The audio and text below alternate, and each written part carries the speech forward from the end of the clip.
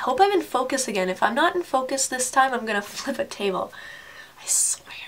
Hey guys, how's it going? 皆さんこんにちは、ミカエラです。そして今日は久しぶりの動画ブログを作りたいと思います。Raise your hand if you're thinking about coming to Japan as an exchange student.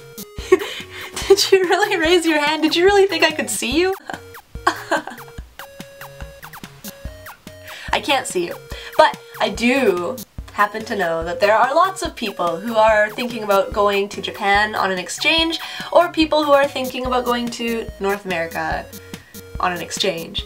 I was 17 years old when I first came to Japan, and I had a really unflattering haircut. I did study Japanese briefly in Canada before I came to Japan, but ultimately all I could say when I came to Japan was, こんにちは、はじめまして、ミカエラです。私の趣味はテニスをすることです。よろしくお願いいたします。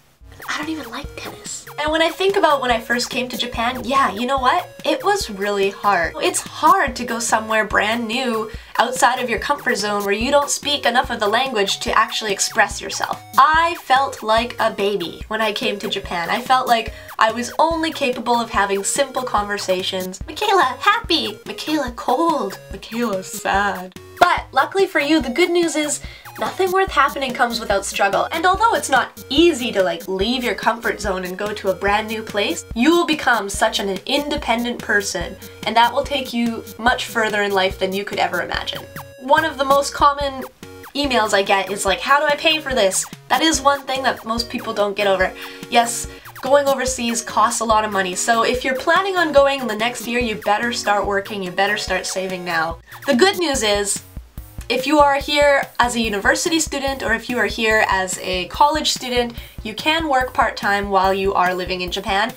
And having a job is a great way to meet new people and improve your language skills. The third thing that I want you to understand is that going on exchange will change your life.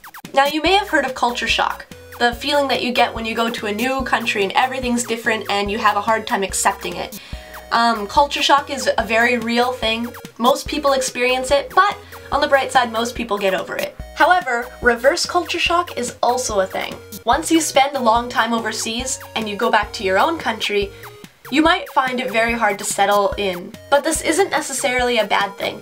All it means is that this experience changed your life. You will learn to like yourself so much because in the worst of times, you will be the only person who understands you. And don't forget, the fastest way to learn a language is through immersion.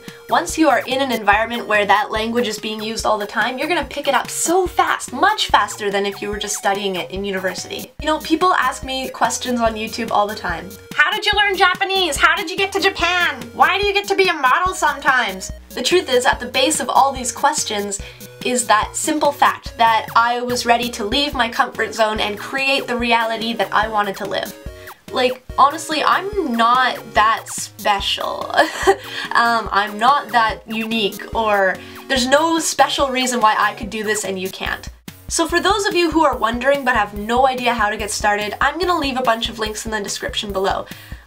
If you're Japanese, there are links to foreign exchange services. If you are interested in coming to Japan, there are links that can point you in the right direction.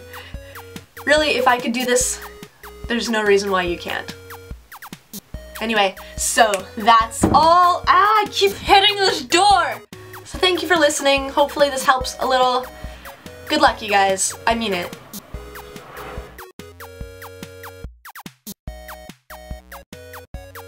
We are at the Sheridan Wall Center, and here they have the most beautiful illuminations. It's like Christmas lights, except it's not Christmas anymore, so